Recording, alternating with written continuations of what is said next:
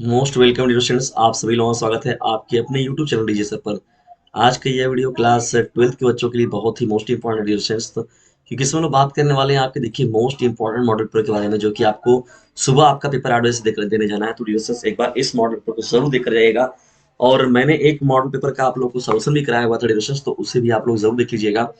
और ये जो है मॉडल पेपर आप लोग का, मैं इसमें आप लोग केवल एक दिखा रहा हूँ प्रारूप की किस प्रकार से आपका मॉडल पेपर देखने को मिलेगा।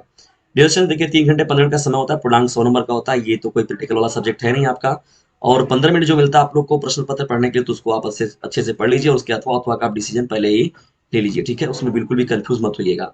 ये जो दिया है कितने शब्दों में लिखना है उतने शब्दों में लिखना है, लेकिन आप लोग को एकदम सटीक लिखना है। ये अपने दिमाग में बैठा रहिए, ठीक है। कूड़ा करकट नहीं भरना है इसमें। तो पहला देखिए यहाँ पर डिस्कशन जो स्टार्ट होता है आपका बहुविकल्पी प्रश्नों का सीरीज। और मैंने यहाँ पर देखिए शिक्षा शास्त्र के मोस्ट इंपॉर्टेंट आपके कम से कम 10 लेक्चर, 8 से 10 लेक्चर आप लोग को प्रोवाइड कराएं डिविजन, उन सभी को देख कर जाइएगा। वो सभी के सभी जो है मोस्ट इंपॉर्टेंट है। तो बहुविकल्पी प्रश्नों की सीरीज का डिविजन जानते हैं। कोई एक जो प्रश्न दिया जाता है उसमें आपका 4 विकल्प दिया जाता है। जो विकल्प सही होता है उसका उत्तर आप लोग को लिखना होता है। तो डिस्कस पहला देखिए आपका प्रश्न क्या है। पहला ही मोस्ट इंपॉर्टेंट प्रश्न है। राष्ट्रीय शिक्षा आयोग देखेंगे आप खुद प्रश्न तो खुद ही आपको समझ आ जाएगा कि वास्तव में ये प्रश्न कैसे है। राष्ट्रीय शिक्षा आयोग 1964 से 66 के अध्यक्ष निम्नलिखित में से कौन थे? तो डॉक्टर राधाकृष्णन, डॉक्टर लक्ष्मी स्वामी मुदालियर, डॉक्टर दौलत सिंह कोठारी और डॉक्टर यशपाल। तो इनमें से जो राइट आंसर होगा डिस्कस उसका आप लोग जो सोल्यूशन है उसका बता दीजिएगा, ठीक है। ये इंपॉर्टेंट प्रश्न है आप लोग का पहला। बढ़ते हैं हम लोग अब ब प्रश्न की ओर। देखिए ब आपका प्रश्न क्या हो जाएगा। प्रक्षेपण विधि द्वारा किसका मापन किया जाता है? प्रक्षेपण विधि द्वारा किसका मापन किया जाता है? तो यहाँ पर डी विकल्प जो दिया गया है व्यक्तित्व का, उपलब्धि का, रुचि का ना। व्यक्तित्व का, उपलब्धि का, रुचि का और बुद्धि का।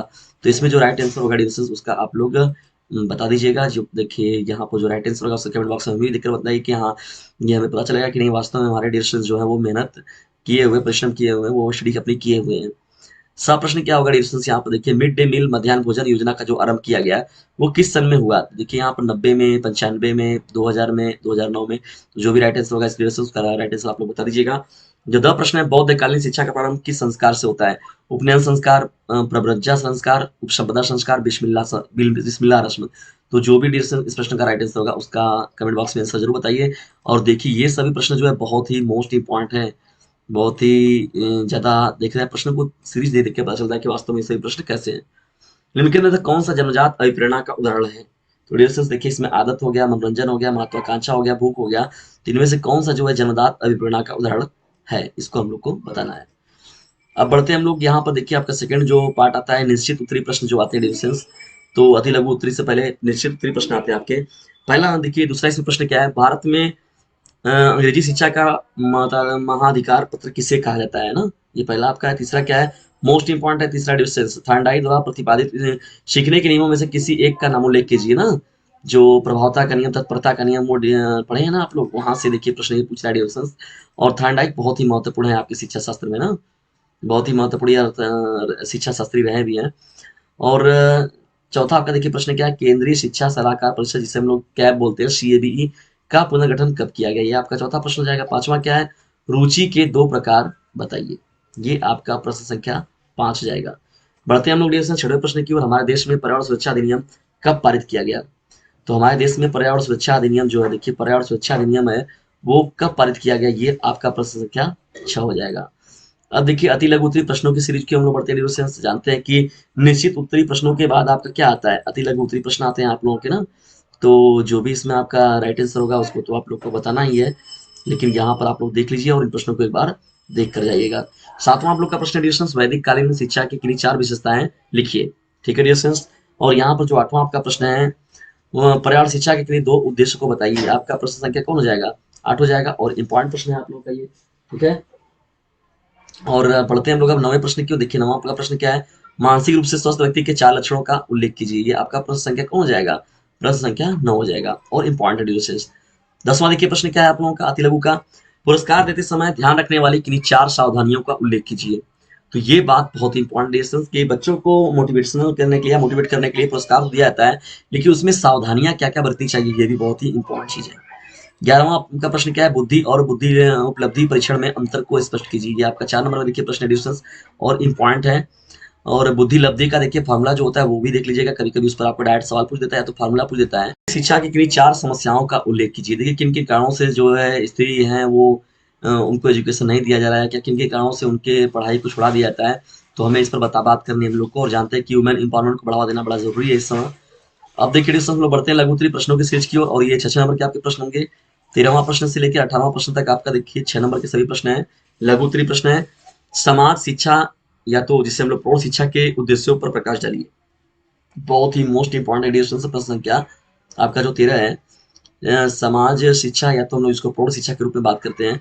14वां आपका प्रश्न डिस्कशन देखिए यहाँ पर ध्यान से, आपका जो है वो व्यक्तिगत तथा सामूहिक बुद्धि परीक्षण में अंतर स्पष्ट कीजिए। व्यक्तिगत तथा सामूहिक बुद्धि परीक्षण में अंतर स्पष्ट कीजिए, ये बहुत ही इंपॉर्टेंट प्रश्न है आपका। 15वां प्रश्न एडिशन से, सीखने में अभिप्रेरणा का क्या महत्व है, संक्षिप्त वर्णन कीजिए। सीखने में अभिप्रेरणा का क्या महत्व है, इसको हम लोग को बताना है। 16वां आपका प्रश्न हो जाएगा, शिक्षा में छनाई के सिद्धांत का वर्णन कीजिए। 17वां आपका प्रश्न होगा, आपदा से आप क्या समझते हैं, किसी एक प्राकृतिक आपदा का संक्षेप में वर्णन कीजिए। तो डियर्स यहाँ पर ये इंपॉर्टेंट प्रश्न है, 17वां प्रश्न आपका। और आपदा को तो आप लोग अच्छे से जानते हैं। मानसिक स्वास्थ्य और मानसिक स्वास्थ्य विज्ञान में अंतर स्पष्ट कीजिए। ठीक है डियर्स, तो ये अंतर वाला प्रश्न जो होता है ना, मुझे बहुत ज्यादा पता नहीं क्यों इंपॉर्टेंट लगता है, क्योंकि यदि आप अंतर को तैयार करते हैं तो उसके माध्यम से आपको कितने ज्यादा प्रश्नों की तैयारी होती है डियर्स, ये तो आप लोग जानते भी हैं अच्छे से। अब देखिए यहाँ पर विस्तृत उत्तरी प्रश्नों की सीरीज पर हम लोग बात करेंगे। विस्तृत उत्तरी प्रश्न ना, ये विस्तृत उत्तरी प्रश्न देखिए क्या क्या है आपके। तो 19वां प्रश्न देखिए बहुत ही मोस्ट इंपॉर्टेंट, अधिगम की सूझ अथवा अंतर्दृष्टि सिद्धांत की व्याख्या कीजिए तथा इसके शैक्षिक निहितार्थ पर प्रकाश डालिए। तो अधिगम का जो सूझबूझ का जो सिद्धांत था ना, उस पर हम लोग को पूरा का पूरा विस्तृत में व्याख्या देना है अपना, ठीक है। और बहुत ही इंपॉर्टेंट क्या जो शिक्षा शास्त्र में बहुत ही महत्वपूर्ण ये सिद्धांत है डियर फ्रेंड्स।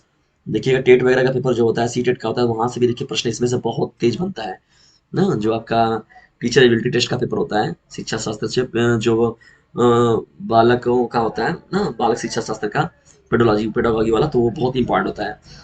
इसके तो हम देखिए क्या प्रश्न है, महात्मा गांधी के शैक्षिक विचारों का वर्णन कीजिए। महात्मा गांधी जानते हैं कि वो कितने इंपॉर्टेंट व्यक्ति हैं, तो उनसे ही ये प्रश्न संबंधित है, तो जाहिर सी बात है ये प्रश्न भी अपने आप में कितना महत्वपूर्ण हो जाता है। आइए हम लोग अब आगे बढ़ते हैं, देखते हैं कुछ अन्य महत्वपूर्ण प्रश्नों को। देखिए 20वां प्रश्न आपका डिस्कशन जो यहाँ पर दिख रहा है, 20वां प्रश्न, पर्यावरण की अवधारणा को स्पष्ट करते हुए पर्यावरण शिक्षा की आवश्यकता एवं महत्व पर प्रकाश डालिए। ये आपका प्रश्न संख्या कौन है, 28 है, पर्यावरण से संबंधित है और इम्पोर्टेंट है। या तो इसके अथवा हम देखिए डिस्कशन आपका प्रश्न क्या है, शैक्षिक स्तर से आप क्या समझते हैं, शैक्षिक स्तर की गिरावट के कारणों के पर प्रकाश डालते हुए शैक्षिक स्तर के उन्नयन के उपाय बताइए। तो ये आपका देखिए शैक्षिक स्तर से संबंधित ये प्रश्न है और बहुत ही इंपॉर्टेंट है, ठीक है ना। प्रश्न संख्या आपका जो ये 20 है। तो अब हम लोग आगे बढ़ते हैं और देखते हैं 21वें प्रश्न को। देखिए 21वां आपका प्रश्न क्या है, मानसिक स्वास्थ्य विज्ञान से आप क्या समझते हैं, शिक्षा में मानसिक स्वास्थ्य के महत्व पर प्रकाश डालिए।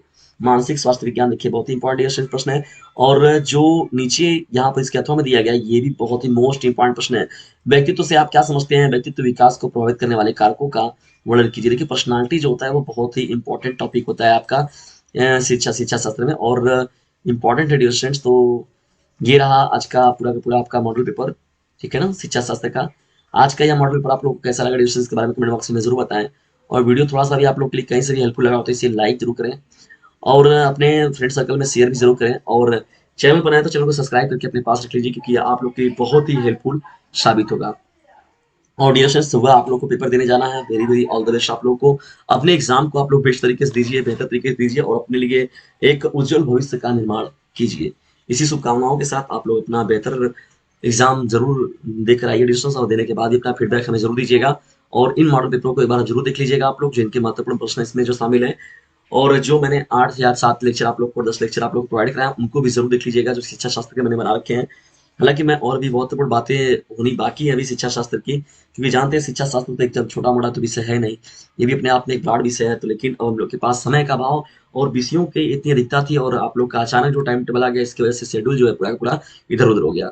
फिर भी कोई बात नहीं दोस्तों, आप लोगों ने अपनी बेहतर स्टडी की है, आप लोग बेहतर तरीके से अपना एग्जाम देकर आएंगे निश्चित तौर पर।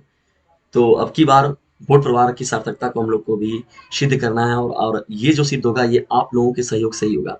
तो डियर फ्रेंड्स, इस वीडियो का लिंक जरूर से शेयर जरूर करें। और हम लोग चाहते हैं कि जो जो टॉपरों की लिस्ट बने वो कहीं ना कहीं से डीजे डीजे सर चैनल से स्टडी किए हुए बच्चे निकल कर सामने आए। तो डियर फ्रेंड्स, इसी प्रेरणा के साथ आप लोग अपने एग्जाम को बेहतर तरीके से दीजिएगा। ऑल द वेरी बेस्ट, जल्दी ही मिलते हैं हम लोग अपने नेक्स्ट वीडियो में, तब तक के लिए टेक केयर, गुड बाय, जय हिंद, जय भारत।